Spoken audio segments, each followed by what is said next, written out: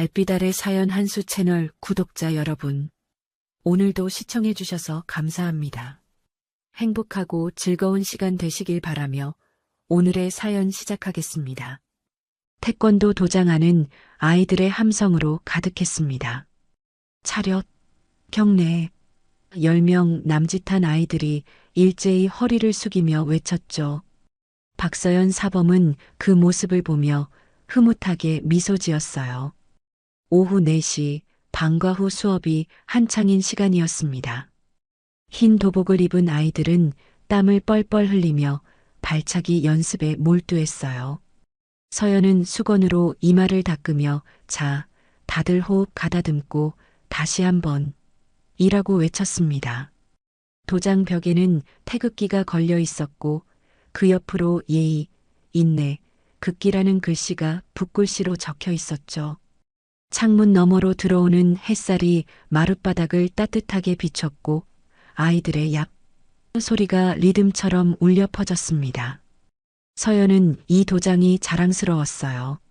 남편 최민석과 함께 3년 전 문을 연 이곳은 동네 아이들에게 작은 배움터가 되어 주었죠. 처음엔 5명으로 시작했던 수강생이 이제는 20명이 넘었습니다. 매트는 낡았지만 정성껏 닦았고 거울에는 아이들이 그린 태극 문양 스티커가 붙어 있었어요. 도장 한쪽에는 작은 책상이 있었는데 그곳엔 아이들의 출석부와 상장들이 가지런히 정리돼 있었습니다. 서연은 이 공간이 단순히 태권도를 배우는 곳이 아니라 아이들이 꿈을 키우는 곳이길 바랐죠. 그때였습니다. 도장 문이 벌컥 열리더니 남자 7명이 들어섰어요. 맨 앞에 선 사내는 마지노였습니다. 키가 180cm는 좋게 넘어 보이는 그는 목에 용 문신을 드러내며 비죽 웃었어요. 검은색 가죽 재킷을 입은 그의 눈빛은 차가웠고 뒤따라온 부하들도 하나같이 험상궂은 얼굴이었죠. 그들이 들어서자 도장 안의 공기가 순식간에 무겁게 가라앉았습니다. 아이들의 웃음소리가 멎었고 몇몇은 본능적으로 서연 뒤로 물러났어요. 이 도장, 내 남편 이름으로 돼 있지? 돈은 언제 갚을 건데? 마지노의 목소리는 낮고 위협적이었습니다. 서연은 당황한 표정으로 아이들을 뒤로 물리며 말했어요. 여기 아이들이 있어요. 나가주세요. 손이 떨렸지만 목소리만큼은 단호하게 만들려 애썼죠. 하지만 마지노는 신발도 벗지 않은 채 매트 위로 성큼성큼 걸어 들어왔습니다. 깨끗하게 관리했던 흰 매트 위에 검은 신발 자국이 찍혔어요. 서연의 가슴이 철렁 내려앉았습니다. 사채를 썼으면 책임을 져야지. 아니면 애들 가방이라도 팔아야겠네. 하하. 부하 중 한 명이 키득거리며 아이들의 가방을 발로 툭툭 차기 시작했어요. 노란색 가방 하나가 넘어지며 안에 있던 필통과 공책들이 쏟아졌습니다. 아이들은 겁에 질린 얼굴로 서연 뒤로 바짝 숨었죠. 다른 부하는 거울 앞에 서서 자신의 얼굴을 비추며 조롱했습니다. 야, 이 꼬맹이들 봐라. 태권도 배운다면서 여긴 싸움 한번 못하겠구나. 또 다른 부하가 거들었어요. 한국 남자들은 다 약해. 여자들이 대신 싸워야지, 그치? 도장 안은 그들의 웃음소리로 가득 찼습니다. 서연은 떨리는 목소리로 다시 한번 말했어요. 제발 나가주세요. 아이들이 무서워하잖아요. 하지만 마지노는 피식 웃으며 서연에게 다가왔습니다. 그는 천천히 손을 뻗어 서연의 턱을 손가락으로 밀었어요. 내 남편이 빚을 졌어. 그럼 부인은 몸으로 대신해야지. 그래야 세상이 돌아가. 그의 입에서 나는 술 냄새가 코를 찔렀죠. 서연은 뒤로 휘청거렸고 그 순간 7살짜리 여자아이가 울음을 터뜨렸어요. 으앙! 그 울음소리가 도화선이 되어 다른 아이들도 하나둘 울기 시작했습니다. 부하 하나가 벽에 걸린 거울을 주먹으로 내리쳤습니다. 쨍그랑 소리와 함께 파편이 바닥에 흩어졌죠. 아이들의 울음소리가 더 커졌어요.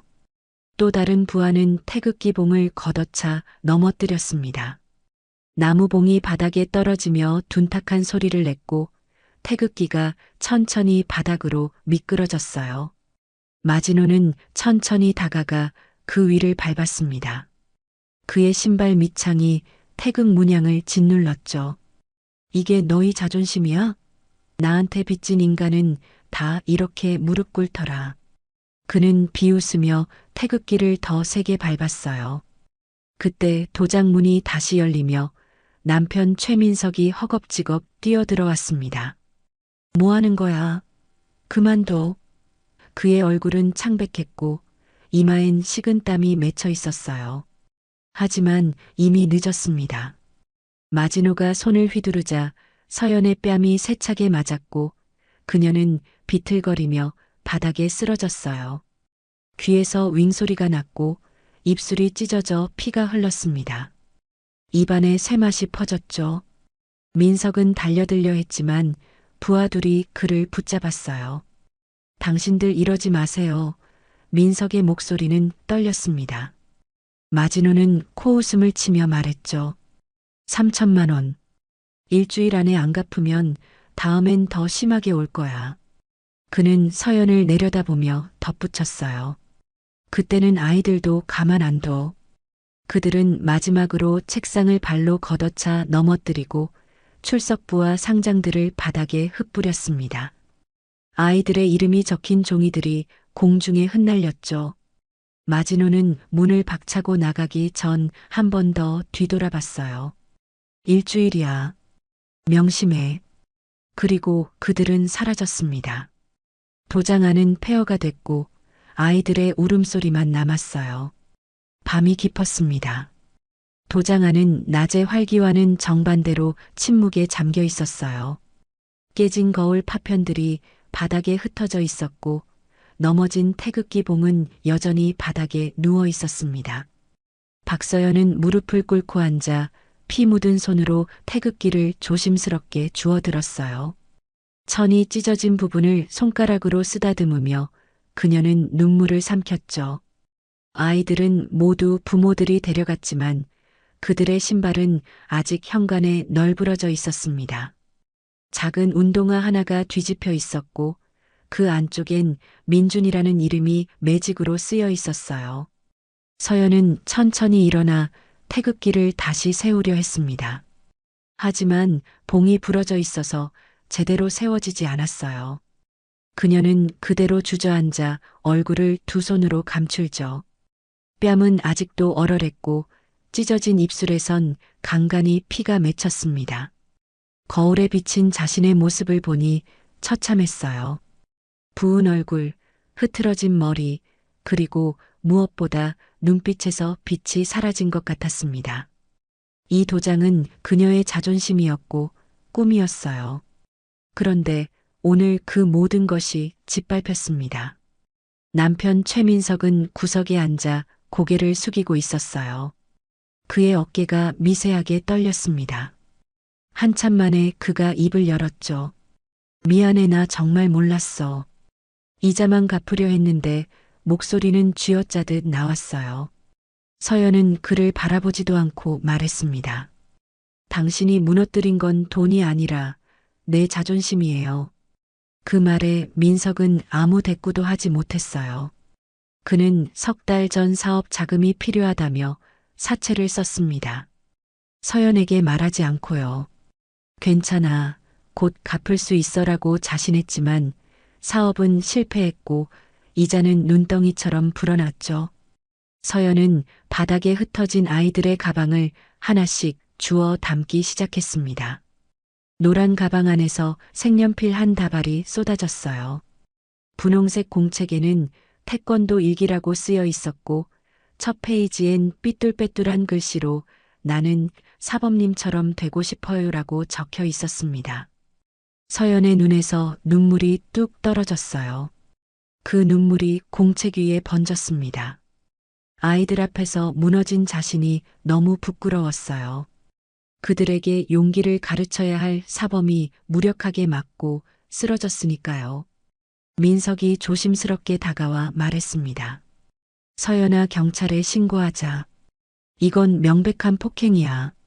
하지만 서연은 고개를 저었어요. 소용없어요. 당신이 먼저 돈을 빌렸잖아요. 계약서도 썼고요. 경찰이 뭘 해줄 수 있겠어요? 그녀의 목소리는 지쳐 있었습니다. 민석은 주먹을 불끈 쥐었지만 그것도 잠시였어요. 그는 자신이 얼마나 무력한지 너무 잘 알았습니다. 그럼 어떡하지? 그의 질문에 서연은 대답하지 않았어요. 시계가 밤 11시를 가리켰습니다. 도장 밖에선 차들이 지나가는 소리가 들렸고 어디선가 개 짖는 소리가 멀리 울려왔어요.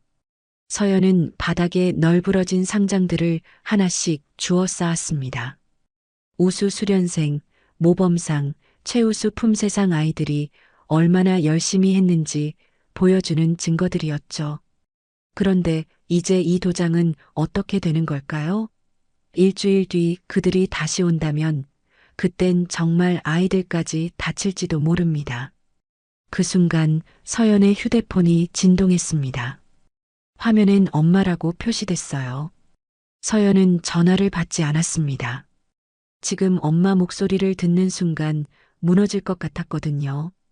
하지만 진동은 멈추지 않았고 다시 울렸어요. 이번엔 명자 이모였습니다. 서연은 잠시 망설이다가 떨리는 손으로 전화를 받았어요. 여보세요. 목소리가 갈라졌습니다. 전화기 너머로 명자 이모의 차분한 목소리가 들려왔어요. 서연아, 왜 이렇게 늦게까지 앉아? 무슨 일 있어? 서연은 입술을 깨물었습니다. 말하지 않으려 했지만 결국 터져 나왔어요. 이모, 나 도장이 다 부서졌어요. 애들 앞에서 맞았어요. 목소리가 떨렸고 눈물이 주르륵 흘러내렸습니다. 나 너무 무서워요. 일주일 뒤에 또 온대요. 그땐 애들도 안 가만둔다고 말을 하는 동안 서연은 흐느꼈어요. 그동안 꾹꾹 눌러 참았던 모든 게 한꺼번에 쏟아졌습니다. 전화기 너머론 잠시 침묵이 흘렀어요. 그리고 명자 이모의 목소리가 다시 들렸습니다. 이번엔 확연히 달랐어요. 차분했지만 단단했고 그 안에 강철 같은 의지가 느껴졌죠. 서연아, 울지 마. 이모들이 알아서 해줄게. 그 한마디에 서연은 숨이 멎는 것 같았어요. 이모, 너 걱정하지 말고 기다려. 우리가 간다. 전화는 끊겼습니다. 서연은 멍하니 휴대폰을 내려다봤어요. 명자 이모의 목소리엔 뭔가 다른 게 있었습니다. 마치 전쟁터에 나가는 군인 같은 결연함이요. 그 시각 전국 각지에서 움직임이 시작됐습니다. 부산 해운대의 고층 아파트에선 박선희가 오래된 군복 상자를 열었어요. 대구의 한 주택에선 박윤정이 지도를 펼쳤습니다. 서울 강남의 오피스텔에선 박은희가 전화를 걸기 시작했고 광주의 한옥에선 박미숙이 트레이닝복을 꺼내 입었죠. 그리고 대전의 박명자는 창밖을 바라보며 중얼거렸습니다. 애들 건드린 건 실수였어. 다섯 자매의 눈빛엔 오랜 세월 잠들어 있던 전사의 불꽃이 다시 타오르고 있었습니다. 새벽 4시 대전의 한 아파트에서 박명자는 잠옷을 벗고 옷장 깊숙한 곳에서 군복을 꺼냈습니다. 육군 중장 계급장이 달린 제복이었어요. 오랜만에 만지는 천의 감촉이 낯설면서도 익숙했죠. 그녀는 거울 앞에 섰습니다. 58배 나이지만 허리는 고닫고 눈빛은 여전히 날카로웠어요. 20대의 임관에 35년을 복무했던 그녀는 전역 후 5년간 조용히 살았습니다. 하지만 오늘 밤 조카의 울음 섞인 목소리를 듣는 순간 모든 게 달라졌죠. 명자는 서랍에서 낡은 수첩을 꺼냈습니다. 거기엔 4명의 동생들 연락처가 적혀 있었어요. 해군 대장 박선희, 공군 소장 박윤정, 해병 소장 박은희, 특전사 소장 박미숙, 5자매는 모두 군에서 별을 단 장성이었습니다. 합치면 별이 13이었죠. 명자는 첫 번째 번호를 눌렀어요. 신호음이 2번 울리자 상대방이 받았습니다. 언니, 선희의 목소리였어요. 일어나. 작전이 있어. 명자의 말에 선희는 잠시 침묵하다가 대답했습니다. 알았어. 30분 안에 준비할게. 명자는 차례대로 동생들에게 전화를 걸었습니다. 윤정은 좌표만 보내라고 짧게 답했고 은희는 누가 감이라며 이를 갈았어요. 막내 미숙은 언니들 오랜만이네. 재밌겠다라며 웃었습니다. 5명의 통화는 총 10분도 걸리지 않았어요. 그들은 전역했지만 여전히 군인이었습니다. 명령이 떨어지면 즉시 움직이는 게 몸에 배어 있었죠. 부산 해운대의 박선희는 베란다에 나가 바다를 바라봤습니다.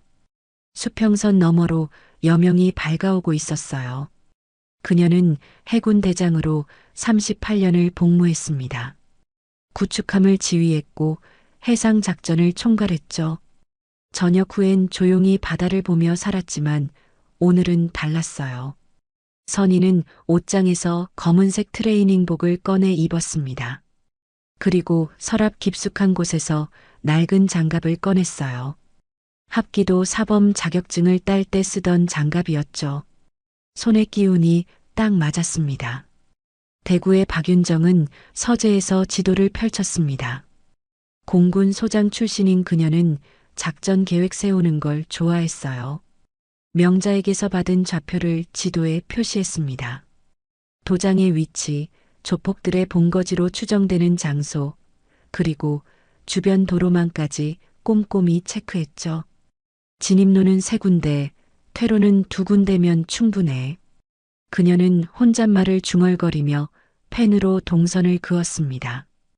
윤정은 노트북을 켜고 해당 지역의 실시간 교통 상황을 확인했어요. 새벽 6시 도착 예정. 문제없어. 서울 강남의 박은희는 운동복을 입고 지하 체육관으로 내려갔습니다. 해병 소장 출신인 그녀는 저녁 후에도 매일 훈련을 게을리하지 않았어요. 샌드백을 몇 차례 후려치자 둔탁한 소리가 울렸습니다. 그녀의 주먹엔 아직도 힘이 살아있었죠. 조카를 건드렸어? 그럼 각오해야지. 은희는 이를 악물며 샌드백을 더 세게 쳤습니다. 땀이 이마에 맺혔고 숨이 거칠어졌어요. 하지만 그녀의 눈빛은 점점 더 날카로워졌습니다. 광주의 박미숙은 집 뒤편 창고로 갔습니다. 특전사 소장 출신인 그녀는 가장 위험한 작전들을 수행했었죠. 창고 안엔 오래된 장비들이 정리돼 있었어요. 로프, 손전등, 그리고 낡은 전술 배낭까지. 미숙은 배낭을 꺼내 필요한 물품들을 챙겼습니다.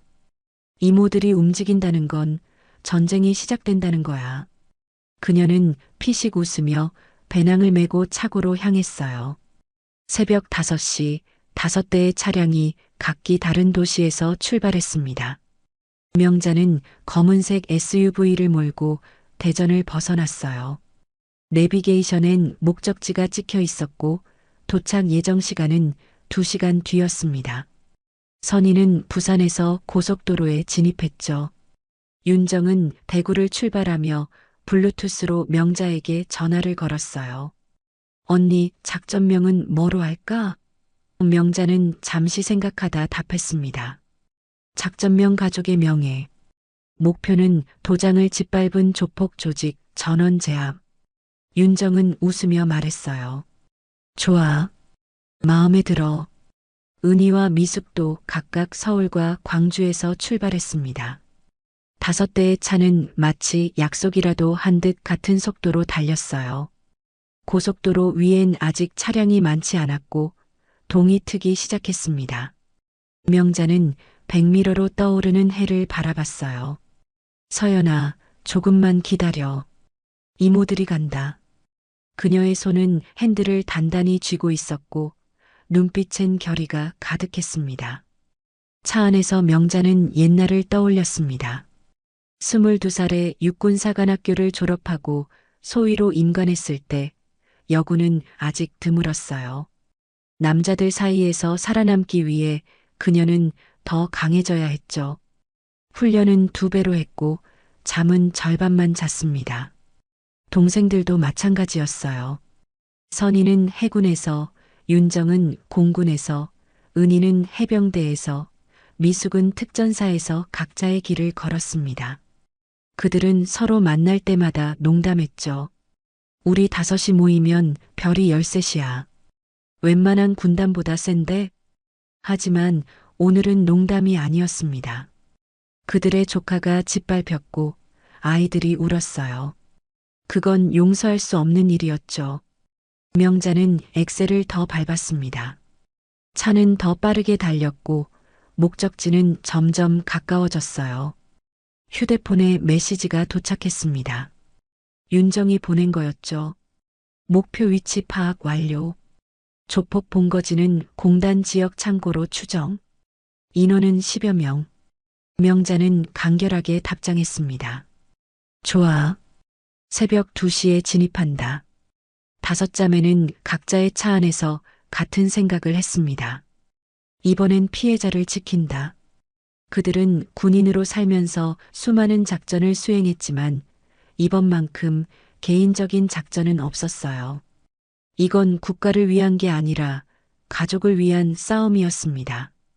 그리고 가족을 건드린 자들에겐 대가를 치르게 할 생각이었죠. 별 13의 전설이 다시 깨어나고 있었습니다. 그날 저녁 마지노는 허름한 술집에서 부하들과 술잔을 기울이고 있었습니다. 탁자 위엔 소주병이 여러 개 널브러져 있었고 안주 접시엔 반쯤 먹다 남은 오징어가 놓여 있었어요. 형광등 불빛은 깜빡거렸고 술집 구석에선 트로트 음악이 흘러나왔습니다. 마지노는 소주잔을 들어 단숨에 들이켰죠. 시원하네. 그는 입가를 닦으며 만족스러운 표정을 지었어요. 부하 중 하나가 비죽 웃으며 말했습니다. 형님, 그 여자 아직 안 도망갔대요. 도장에서 청소하고 있더라고요. 마지노는 코웃음을 쳤어요. 당연하지. 도망갈 데가 어딨어? 내일은 아예 문을 부숴버리자. 그래야 정신을 차리지. 다른 부하가 거들었습니다. 형님, 그 여자 남편이 돈 구한다고 여기저기 뛰어다니던데요? 근데 아무도 안 빌려준대요. 하하. 술집 안은 그들의 웃음소리로 가득 찼습니다. 마지노는 담배를 꺼내 물었어요. 라이터 불꽃이 그의 얼굴을 순간 밝혔다가 사라졌죠. 담배 연기를 길게 내뿜으며 그는 창밖을 바라봤습니다. 사채 장사가 이래서 좋아. 돈 못 갚는 놈들은 뭐든지 해줘야 하거든. 여자든 가게든 집이든. 그의 목소리엔 냉소가 묻어 있었어요. 부하 하나가 조심스럽게 물었습니다. 형님, 근데 아이들 앞에서 때린 건 좀. 경찰 신고하면 어떡해요? 마지노는 피식 웃었습니다. 신고? 그 여자 남편이 먼저 계약서에 도장 찍었어. 법적으론 우리가 유리해. 그때였습니다. 술집 문이 열리며 부하 하나가 급히 들어왔어요. 얼굴엔 땀이 흥건했고 숨을 헐떡거렸습니다. 형님, 이상한 일이 있어요. 마지노는 눈썹을 치켜 올렸죠. 뭔데? 형님, 이상한 여자들이 우리 주변을 돌아다닙니다. 다들 군대 말투를 써요. 그 말에 마지노는 웃음을 터뜨렸습니다. 여자들이? 세상이 미쳤네. 그게 뭐가 이상해? 부하는 진지한 표정으로 말했어요. 근데 형님, 걸음걸이가 달라요. 보통 여자들이랑 다르게 뭔가 훈련받은 것처럼 걷더라고요. 마지노는 담배를 재떨이에 비벼 끄며 말했습니다. 신경 쓰지 마. 동네 아줌마들이 뭘 어쩌겠어? 우리가 누군데? 다른 부하들도 킥킥거렸어요. 맞아요, 형님. 여자들 무서워할 거 없죠. 하지만 급히 들어온 부하의 얼굴엔 여전히 불안한 기색이 남아 있었습니다. 형님, 그런데 그 여자들 중 한 명이 차에서 내릴 때 봤는데 허리에 뭔가 찬 것 같았어요. 혹시 무기 아닐까요? 마진호는 짜증스럽게 손을 휘저었어요. 아, 됐어. 너무 쫄지 마. 그냥 동네 주민들이겠지. 술은 계속 들어갔고 시간은 흘렀습니다. 밤 10시가 넘어서자 부하들은 하나둘 비틀거리기 시작했어요. 마진호도 얼굴이 붉어졌지만 여전히 정신은 또렷했습니다. 그는 휴대폰을 꺼내 메시지를 확인했어요. 채권 목록이 떠올랐죠.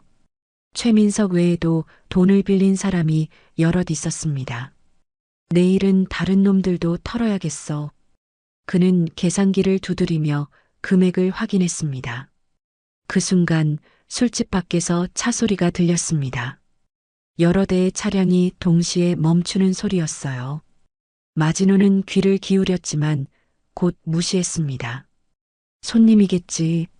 하지만 부하 하나가 창문 쪽으로 다가가 밖을 내다봤어요. 형님, 이거 좀 이상한데요? 마진호는 짜증스럽게 일어나 창가로 갔습니다. 그리고 그는 멈췄어요. 창밖엔 검은색 SUV 5대가 일렬로 주차돼 있었습니다.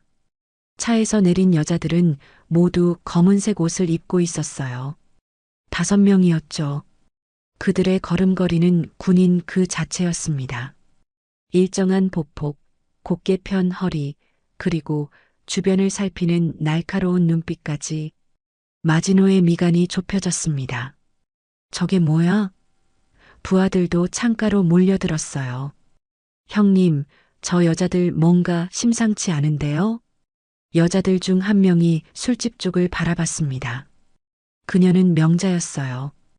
그녀의 눈빛이 창문을 뚫고 마진호를 응시하는 것 같았죠. 마진호는 본능적으로 한 발짝 뒤로 물러났습니다. 이상해. 저 눈빛은. 그는 군대에서 3년을 복무했었어요. 그리고 저런 눈빛을 본 적이 있었습니다. 바로 훈련소 교관의 눈빛이었죠. 명자는 휴대폰을 꺼내 무언가를 확인했습니다. 그리고 다른 4명에게 손짓을 했어요. 그들은 흩어져 술집 주변을 둘러싸기 시작했습니다. 동선은 완벽했고 움직임엔 망설임이 없었어요. 마진호는 입술을 깨물었습니다. 야, 뭔가 이상해. 뒷문으로 나가자. 부하들은 당황한 표정으로 서로를 쳐다봤어요. 형님, 여자들한테 도망가는 거예요? 마진호는 소리쳤습니다. 닥치고 따라와. 그러나 그가 모르는 사이 술집 뒷문에는 이미 박은희가 서 있었습니다. 그녀는 팔짱을 낀 채 냉정한 표정으로 문을 지키고 있었어요. 정문 쪽엔 박선희가, 옆문엔 박윤정과 박미숙이 각각 위치했습니다. 완벽한 포위망이었죠. 명자는 술집 정문을 천천히 열고 들어섰습니다. 형광등 불빛 아래 그녀의 얼굴이 드러났어요. 50대 후반의 여자였지만 그녀의 기세는 젊은 남자들을 압도했습니다.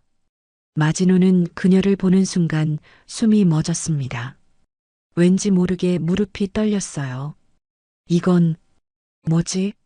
명자는 천천히 마진호에게 다가왔습니다. 그녀의 발소리는 규칙적이었고 눈빛은 흔들림이 없었어요. 당신이 마진호? 명자의 목소리는 차갑고 낮았습니다.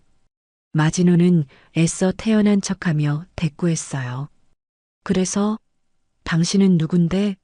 명자는 피식 웃었습니다. 내가 때린 여자의 이모야. 그 순간 마진호의 얼굴이 굳었습니다. 부하들도 긴장한 표정으로 자리에서 일어났어요. 술집 안의 공기가 팽팽하게 조였습니다. 명자는 마진호를 똑바로 바라보며 말했습니다. 내일 새벽 2시 너희 본거지로 찾아갈 거야. 준비해둬.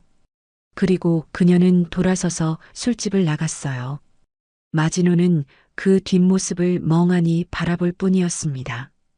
부하 하나가 떨리는 목소리로 물었어요. 형님, 저 여자들 뭔가 이상하지 않아요? 마진호는 대답하지 못했습니다. 그의 등엔 식은땀이 흐르고 있었어요. 새벽 1시 50분, 공단 지역의 낡은 창고 앞은 고요했습니다. 가로등 불빛이 희미하게 아스팔트를 비췄고 멀리서 개 짖는 소리만 들려왔어요.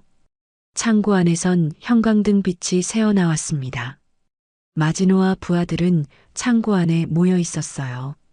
술집에서 돌아온 뒤 그들은 잠을 이룰 수 없었죠. 명자의 차가운 눈빛이 계속 머릿속을 맴돌았습니다. 형님, 진짜 올까요? 부하 하나가 떨리는 목소리로 물었습니다.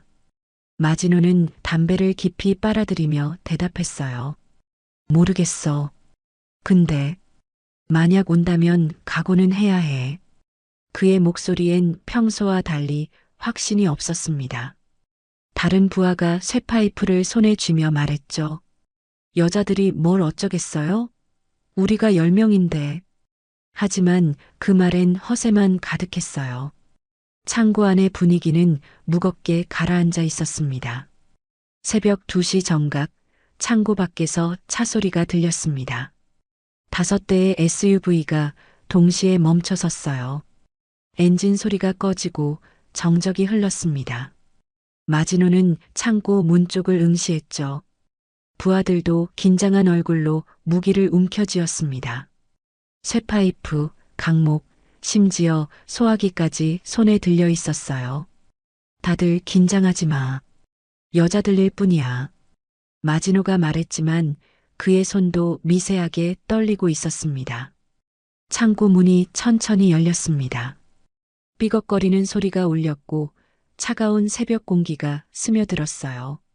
그리고 그녀들이 들어섰습니다. 명자가 맨 앞에, 선희와 윤정이 양옆에, 은희와 미숙이 뒤를 따랐죠. 5명의 여자들은 검은 옷을 입고 있었고 얼굴엔 어떤 감정도 드러나지 않았습니다. 그저 차갑고 냉철한 눈빛만이 창고 안을 훑쳤어요. 마진호는 그들을 보며 억지로 웃었습니다. 오셨네? 근데 여기가 어디라고 함부로 들어와? 명자는 대꾸하지 않고 천천히 걸어 들어왔어요. 그녀의 발소리만이 창고 안에 울렸습니다. 부하 하나가 강목을 휘두르며 소리쳤죠. 야, 이 할멈들아. 썩 꺼져. 하지만 그 말이 끝나기도 전에 박은희가 움직였습니다. 순식간에 그녀는 부하의 팔을 잡아 비틀었고 부하는 비명을 지르며 바닥에 쓰러졌어요. 강목이 대굴대굴 굴러갔습니다. 대상 확인. 제압 개시. 명자의 짧은 명령이 떨어졌습니다. 그 순간 5명의 여자들이 동시에 움직였어요. 선희는 앞으로 달려드는 부하의 손목을 잡아 던졌습니다. 합기도 기술이었죠. 부하는 공중에서 한 바퀴 돌더니 바닥에 쿵 하고 떨어졌어요. 윤정은 쇠파이프를 휘두르는 부하의 팔을 피하며 발로 무릎을 걷어찼습니다. 부하는 비틀거리며 쓰러졌죠. 미숙은 3명의 부하를 상대했습니다. 특전사에서 익힌 근접 전투 기술이 발휘됐어요. 첫 번째 부하의 얼굴을 팔꿈치로 가격하고 두 번째 부하의 다리를 걸어 넘어뜨렸습니다. 세 번째 부하가 뒤에서 덤벼들자 그녀는 몸을 낮춰 피한 뒤 어깨로 들이받았어요. 부하는 벽에 부딪히며 신음했습니다. 은희는 소화기를 든 부하를 향해 달려갔어요. 부하가 소화기를 휘두르려는 순간 은희는 그의 손목을 잡고 비틀었습니다. 소화기가 바닥에 떨어지고 부하는 팔을 움켜쥐며 주저앉았죠. 창고 안은 순식간에 아수라장이 됐습니다. 하지만 쓰러진 건 모두 조폭들이었어요. 불과 3분도 안 돼 10명 중 9명이 바닥에 널브러졌습니다. 신음소리와 거친 숨소리만이 창고를 채웠죠. 명자는 천천히 마지노에게 다가갔습니다. 마지노는 뒤로 물러서며 손을 들었어요. 잠깐, 잠깐만. 그의 목소리는 떨렸습니다. 명자는 멈춰서서 그를 내려다봤어요. 내 조카를 때렸지? 마지노는 숨을 헐떡이며 고개를 들었습니다. 그리고 그 순간 그는 명자의 얼굴을 제대로 봤어요. 어디선가 본 듯한 얼굴이었습니다. 기억이 천천히 되살아났죠. 15년 전 신병교육대. 그때 그는 21살이었고 군대에 막 입대했었어요. 선임들의 가혹행위로 고통받던 어느 날 밤, 한 여군 장교가 나타나 그를 구해줬습니다. 그때 그 장교의 얼굴이 바로 지금 눈앞에 있는 명자였어요. 설마, 박명자 중령님? 마지노의 목소리가 갈라졌습니다. 명자는 눈을 가늘게 떴어요. 뭐? 마지노는 무릎을 꿇었습니다. 저, 기억 안 나십니까?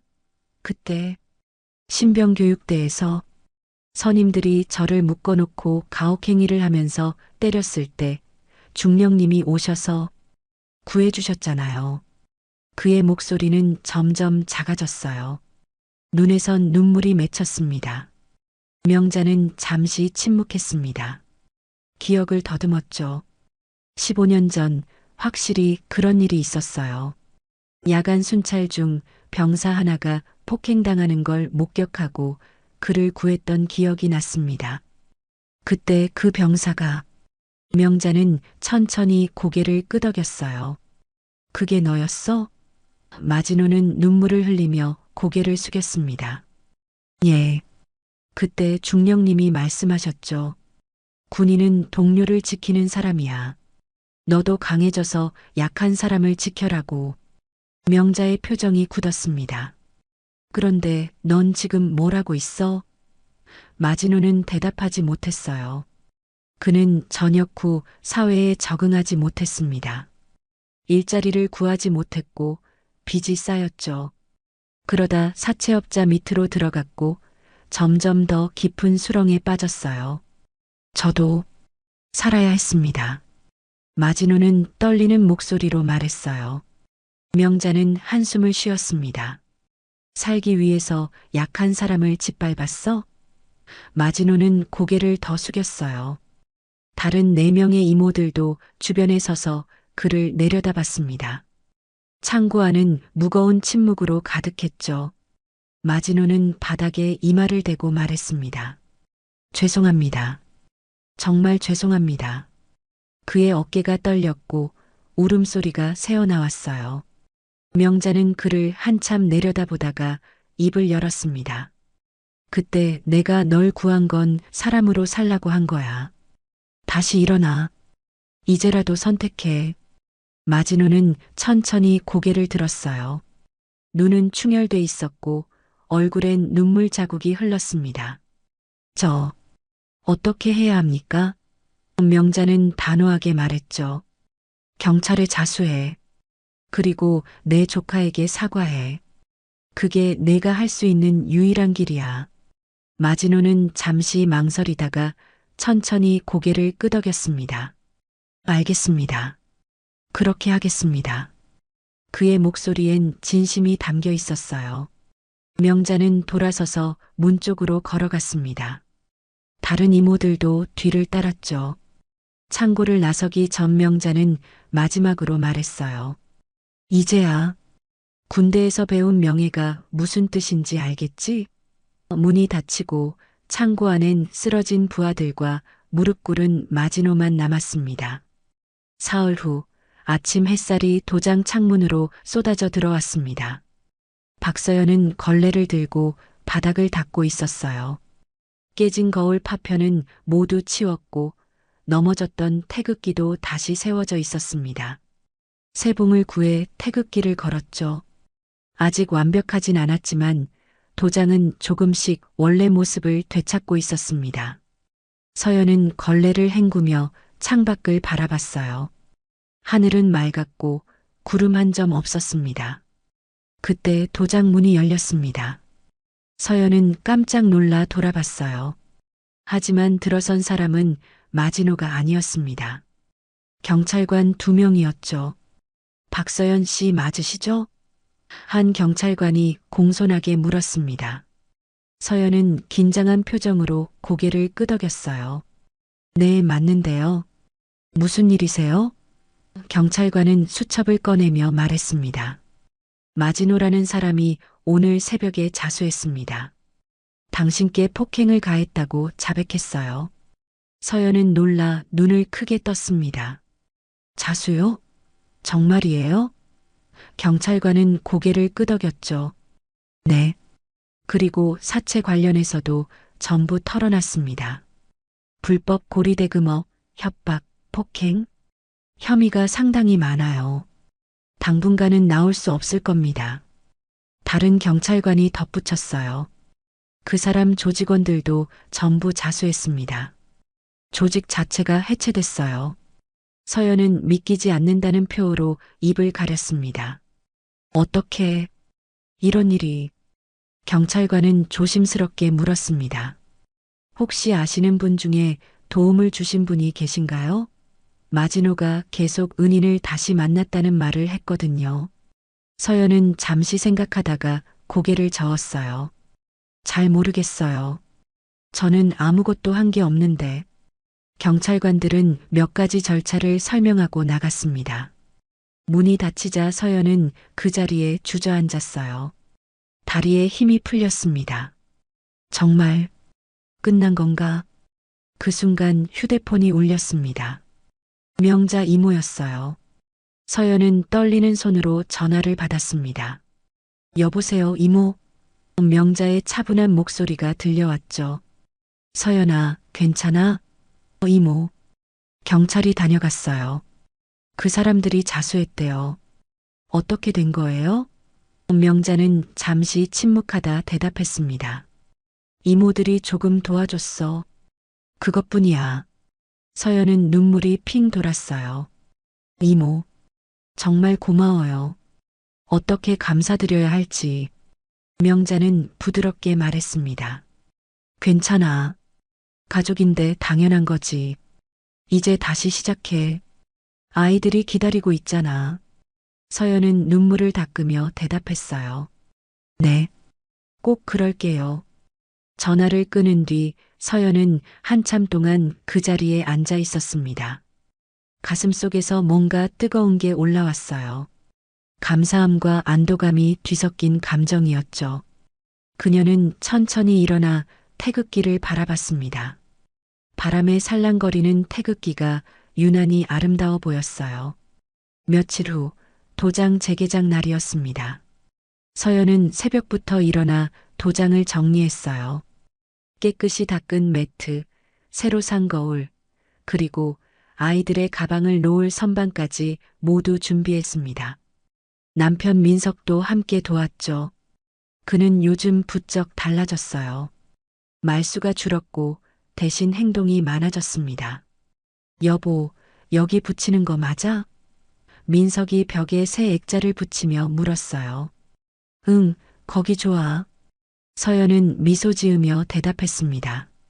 오후 4시 아이들이 하나둘 도착하기 시작했습니다. 처음엔 조심스럽게 문을 열고 들어왔어요. 사범님, 7살 민준이가 작은 목소리로 불렀습니다. 서연은 무릎을 굽혀 아이와 눈높이를 맞췄어요. 민준아, 안녕? 보고 싶었어? 민준이는 서연을 꼭 껴안았습니다. 저도요, 사범님. 무섭지 않으세요? 서연은 아이의 머리를 쓰다듬으며 말했죠. 이제 안 무서워. 다 괜찮아졌어. 다른 아이들도 속속 들어왔습니다. 10명이 모두 모였어요. 아이들은 깨끗해진 도장을 둘러보며 신기해했습니다. 우와, 거울이 새 거예요. 태극기도 반짝반짝해요. 아이들의 목소리가 도장을 채웠죠. 서연은 그 모습을 보며 가슴이 뭉클했어요. 이거야. 이게 내가 지키고 싶었던 거야. 그녀는 호루라기를 불었습니다. 삑. 자, 다들 모여봐. 아이들이 일렬로 섰습니다. 서연은 그들을 천천히 둘러봤어요. 얘들아, 선생님이 미안해. 그날 너희를 지키지 못해서. 아이들은 고개를 저었습니다. 아니에요, 사범님. 사범님은 우리를 지켜주려고 하셨어요. 아이들의 말에 서연은 눈시울이 붉어졌어요. 하지만 울지 않았습니다. 대신 활짝 웃었죠. 고마워. 그럼 이제 다시 시작해볼까? 오늘은 특별히 재밌는 걸 배워볼 거야. 수업이 시작됐습니다. 아이들은 신나게 발차기 연습을 했어요. 야, 차렷. 구령 소리가 도장 안을 가득 채웠습니다. 서연은 그 소리를 들으며 행복했어요. 이게 바로 일상이었죠. 평범하지만 소중한 일상. 창문 너머로 햇살이 들어왔고 먼지가 반짝이며 날아다녔습니다. 수업이 끝난 뒤 서연은 아이들을 하나씩 배웅했어요. 조심히 가. 내일 봐. 마지막 아이가 나간 뒤 도장은 다시 조용해졌습니다. 서연은 매트 위에 앉아 숨을 고르며 천장을 올려다봤어요. 형광등이 환하게 빛나고 있었죠. 민석이 다가와 옆에 앉았습니다. 당신 정말 강하네요. 나도 이제 당신 옆에서 제대로 살게요. 서연은 그의 손을 잡았습니다. 우리 함께 잘해보자. 민석은 고개를 끄덕였어요. 두 사람은 한동안 말없이 앉아 있었습니다. 도장 밖에선 아이들 뛰노는 소리가 들렸고 저녁 노을이 창문을 물들이기 시작했어요. 평화로운 순간이었습니다. 서연은 가슴속으로 생각했죠. 이모들께 정말 감사드려야겠어. 언젠가 제대로 인사드리러 가야지. 그날 저녁 명자는 다른 동생들과 영상통화를 했습니다. 다들 잘 마무리했어? 선이가 웃으며 대답했어요. 당연하지. 깔끔했어. 윤정도 거들었습니다. 서연이는 이제 괜찮을 거야. 은희가 말했죠. 우리가 지켜줬으니까. 미숙이 마지막으로 말했습니다. 언니들, 다음엔 언제 또 모여? 명자는 피식 웃었어요. 필요할 때 또 보자고. 우리 별들은 언제든 준비돼 있으니까. 화면 속 다섯 자매는 서로를 바라보며 미소 지었습니다. 그들은 각자의 자리로 돌아갔지만 마음은 여전히 하나였어요. 가족을 지킨다는 것, 약한 사람을 보호한다는 것. 그게 바로 그들이 군인으로서 배웠던 가장 중요한 가치였습니다. 별은 꺼졌지만 그 빛은 여전히 빛나고 있었죠. 일주일 후 뉴스에서 특별 보도가 나왔습니다. 전직 여군 장성들의 정의로운 행동으로 불법 사채 조직이 일망타진됐습니다. 앵커의 목소리가 또렷하게 울렸어요.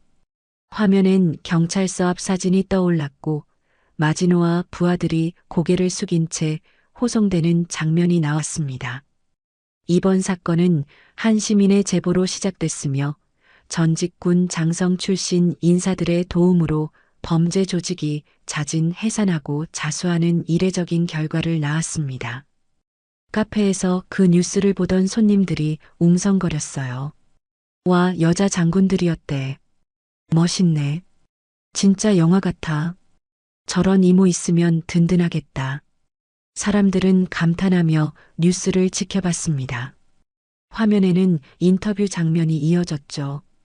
경찰 관계자가 말했습니다. 해당 조직은 3년간 수십 명의 피해자를 양산했습니다. 이번 자수로 모든 피해자들이 구제받을 수 있게 됐습니다. 박서연은 집 거실에서 그 뉴스를 보고 있었어요. 남편 민석도 옆에 앉아 화면을 응시했습니다. 여보, 이게 다 이모들 덕분이구나. 민석의 목소리는 떨렸어요. 서연은 고개를 끄덕이며 눈물을 훔쳤습니다. 응, 나 정말 운이 좋은 거야. 이런 이모들이 계셔서. 화면 속에서 기자가 말했습니다. 경찰은 관련자들에 대한 수사를 확대하고 있으며 피해자 구제 절차도 신속히 진행할 예정입니다. 뉴스가 끝나고 서연은 휴대폰을 꺼냈습니다. 명자 이모에게 문자를 보내려다가 멈췄어요. 무슨 말을 해야 할지 몰랐습니다. 감사합니다라는 말로는 부족했죠. 결국 그녀는 짧게 썼어요. 이모, 뉴스 봤어요.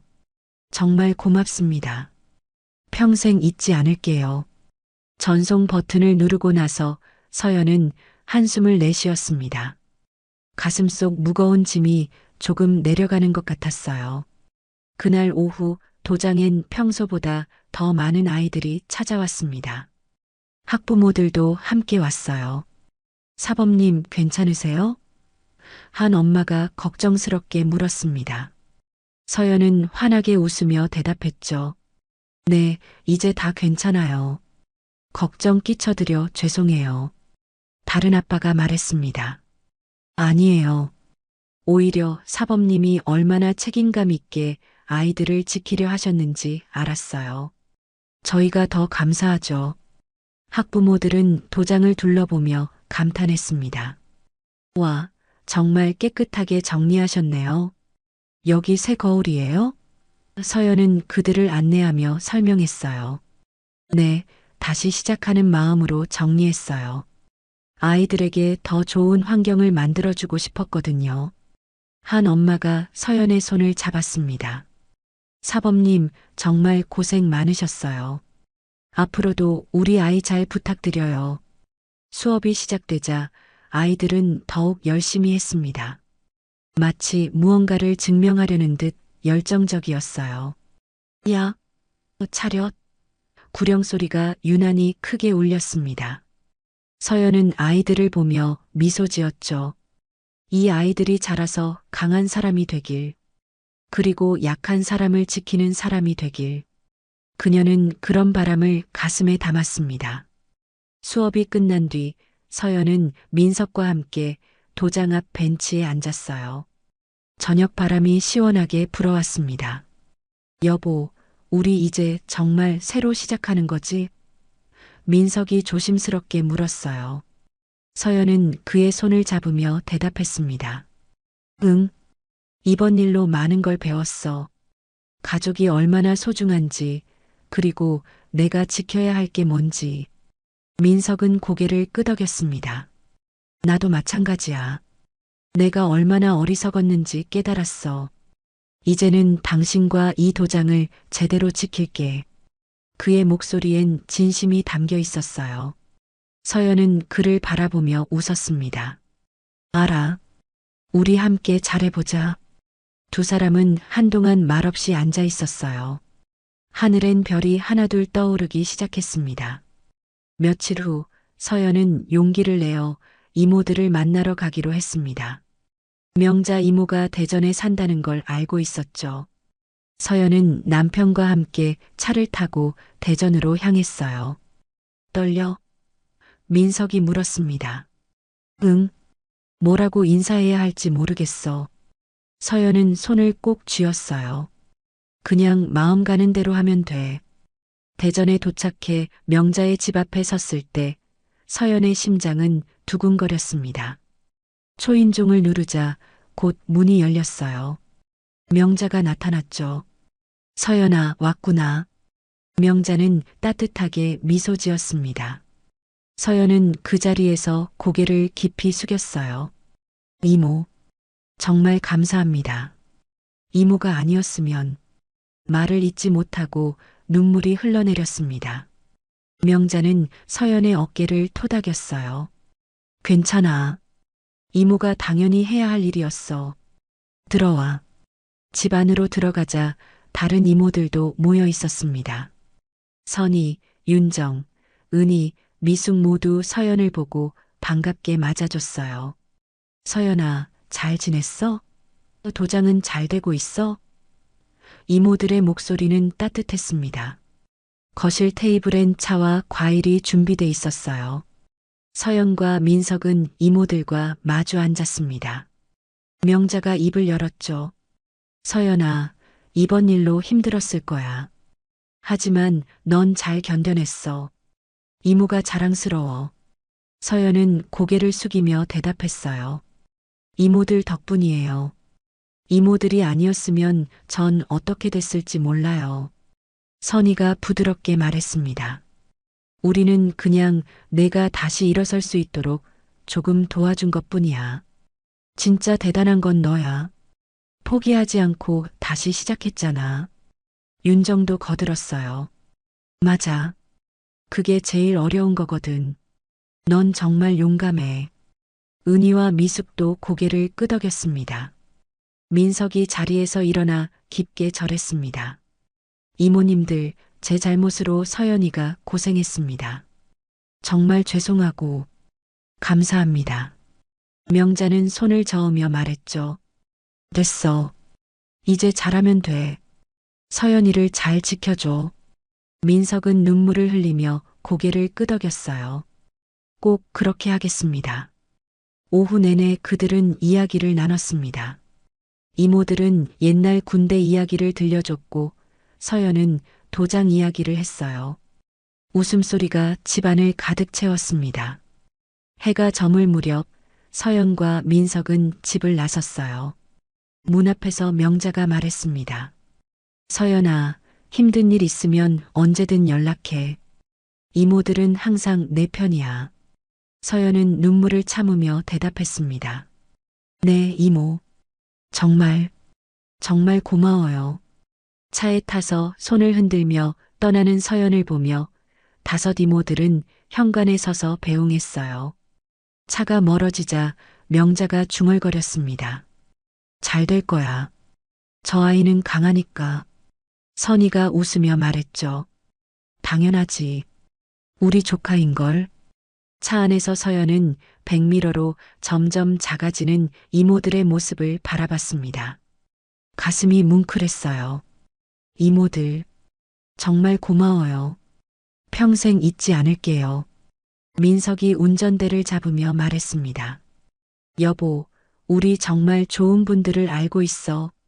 서연은 고개를 끄덕이며 창밖을 바라봤어요. 하늘엔 별들이 반짝이고 있었습니다. 석 달이 흐른 어느 가을 저녁, 도장 앞엔 노란 은행잎이 흩날렸습니다. 서연은 도장 문 앞에 서서 하늘을 올려다봤어요. 해가 지고 있었고 하늘은 주황빛으로 물들어 있었습니다. 도장 안에선 아이들의 웃음소리가 들려왔죠. 오늘은 특별한 날이었어요. 아이들이 첫 승급 심사를 치르는 날이었습니다. 사범님 준비됐어요. 민준이가 도복띠를 꼭 조이며 외쳤습니다. 서연은 미소 지으며 안으로 들어갔어요. 15명의 아이들이 일렬로 서 있었습니다. 석 달 전보다 5명이나 늘었죠. 소문이 퍼지면서 도장을 찾는 아이들이 많아졌어요. 학부모들도 벽 쪽에 앉아 아이들을 지켜보고 있었습니다. 자, 다들 집중해. 오늘은 여러분이 그동안 배운 걸 보여주는 날이에요. 아이들은 긴장한 표정으로 고개를 끄덕였어요. 서연은 호루라기를 불었습니다. 삑, 첫 번째 앞차기. 아이들이 일제히 다리를 들어 올렸습니다. 야, 구령 소리가 울렸죠. 서연은 한 명 한 명을 살펴봤어요. 자세가 많이 좋아졌습니다. 석 달 전 그 무서운 일을 겪었지만 아이들은 포기하지 않았어요. 오히려 더 열심히 했습니다. 심사가 진행되는 동안 서연은 아이들의 성장을 느낄 수 있었어요. 넘어져도 다시 일어나고 실수해도 다시 도전하는 모습들. 그게 바로 태권도가 가르치는 진짜 정신이었습니다. 좋아. 다들 잘했어. 서연이 박수를 치자 학부모들도 함께 박수를 쳤습니다. 아이들의 얼굴엔 뿌듯한 미소가 번졌어요. 심사가 끝나고 서연은 아이들에게 새띠를 하나씩 나눠줬습니다. 민준아, 축하해. 노란 띠야. 민준이는 띠를 받아들고 눈을 반짝였어요. 감사합니다, 사범님. 다른 아이들도 차례로 띠를 받았습니다. 도장 안은 기쁨으로 가득 찼죠. 학부모들도 아이들을 안아주며 칭찬했어요. 우리 아들 정말 잘했어. 딸 자랑스러워. 모두가 돌아가고 나자 도장은 다시 조용해졌습니다. 서연은 매트 위에 앉아 숨을 고르며 주변을 둘러봤어요. 깨끗한 거울, 새로 걸린 액자들, 그리고 벽에 붙은 아이들의 사진들. 이 모든 게 소중했습니다. 민석이 물병을 건네며 옆에 앉았어요. 수고했어, 여보. 고마워. 오늘 아이들 정말 멋졌지? 민석은 웃으며 고개를 끄덕였습니다. 여보, 오늘 이상한 전화가 왔어. 민석이 조심스럽게 말했어요. 서연은 고개를 갸웃하며 물었습니다. 무슨 전화? 마지노래. 교도소에서 전화했대. 서연은 놀라 눈을 크게 떴어요. 정말? 뭐라고 하던데? 민석은 잠시 망설이다가 대답했습니다. 사과하고 싶다고. 면회 와줄 수 있냐고 물었어. 서연은 잠시 생각에 잠겼습니다. 석 달 전 그날이 떠올랐어요. 무서웠던 기억, 아이들의 울음소리, 그리고 명자 이모의 단호한 목소리까지. 나 갈게. 서연이 말했습니다. 민석은 놀란 표정을 지었어요. 정말? 괜찮겠어? 서연은 고개를 끄덕였죠. 응. 이제 더 이상 무섭지 않아. 그리고 용서하는 것도 배워야 할 것 같아. 일주일 후 서연은 교도소를 찾았습니다. 면회실은 차갑고 딱딱한 분위기였어요. 투명한 아크릴판 너머로 마지노가 나타났습니다. 그는 많이 야위어 있었어요. 수염이 자랐고 눈빛은 예전과 달랐습니다. 더 이상 거칠지 않았죠. 오히려 슬프고 후회로 가득한 눈빛이었습니다. 와줘서 고맙습니다. 마지노가 먼저 입을 열었어요. 목소리는 떨렸습니다. 서연은 그를 똑바로 바라보며 대답했습니다. 할 말이 있다고 해서 왔어요. 마지노는 고개를 숙였어요. 정말 죄송합니다. 변명의 여지가 없어요. 저는 사람이 아니었습니다. 그의 어깨가 떨렸고 눈에서 눈물이 흘러내렸습니다. 사범님 앞에서, 아이들 앞에서 제가 한 짓은 절대 용서받을 수 없는 일이에요. 매일 밤 그 생각을 하면 잠을 잘 수가 없습니다. 마지노는 두 손으로 얼굴을 감쌌어요. 서연은 그 모습을 조용히 지켜봤습니다. 분노가 올라올 것 같았지만 이상하게도 마음이 차분했어요. 저 여기서 공부하고 있어요. 검정고시 준비하고요. 출소하면 제대로 살고 싶어요. 박명자 중령님이 그러셨거든요. 이제라도 사람답게 살아라고. 마지노는 눈물을 닦으며 말했습니다. 서연은 잠시 침묵하다가 입을 열었어요. 저도 이모한테 배웠어요. 용서하는 것도 용기라고. 마지노는 고개를 들어 서연을 봤습니다. 정말 용서해 주시는 건가요? 서연은 깊게 숨을 들이마셨어요. 완전히는 아니에요. 아직 상처가 남아있으니까. 하지만 당신이 진짜 변하려고 노력한다면 언젠가는 용서할 수 있을 것 같아요. 마지노는 눈물을 멈추지 못했습니다. 감사합니다. 정말 감사합니다. 꼭 사람답게 살겠습니다. 면회를 마치고 나오는 길, 서연은 가슴이 한결 가벼워진 걸 느꼈어요. 복수나 증오를 붙잡고 있는 것보다 놓아주는 게 더 자유롭다는 걸 깨달았습니다. 그녀는 휴대폰을 꺼내 명자 이모에게 전화를 걸었어요. 이모, 저예요. 서연아, 무슨 일이야? 이모, 오늘 마지노를 만나고 왔어요. 용서하기로 했어요. 전화기 너머로 명자의 따뜻한 웃음소리가 들렸습니다. 잘했어, 서연아. 그게 진짜 강한 거야. 이모가 자랑스러워. 서연은 눈물을 훔쳤어요. 이모 덕분이에요. 이모가 가르쳐 준 거예요. 아니야. 그건 내 안에 원래 있던 힘이야. 이모는 그냥 끄집어낸 것뿐이지. 그날 밤 서연은 도장 옥상에 올라갔습니다. 하늘엔 별이 가득했어요. 반짝이는 별들을 보며 서연은 생각했습니다. 이모들처럼 나도 누군가에게 빛이 되고 싶어. 아이들에게, 그리고 나처럼 힘든 사람들에게. 바람이 불어왔고 머리카락이 날렸어요. 서연은 두 팔을 벌리고 깊게 숨을 들이마셨습니다. 도장 아래에선 민석이 정리를 하고 있었어요. 전등을 끄고 문을 잠그는 소리가 들렸습니다. 서연은 계단을 내려가 민석과 합류했어요. 집에 가자. 응. 두 사람은 손을 잡고 걸었습니다. 거리엔 가로등이 켜져 있었고 늦은 밤이었지만 따뜻했어요.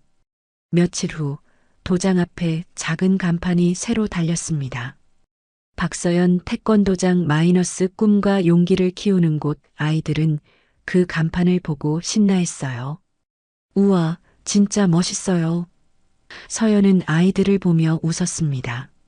이 작은 도장에서 아이들은 태권도뿐만 아니라 인생을 배우고 있었어요.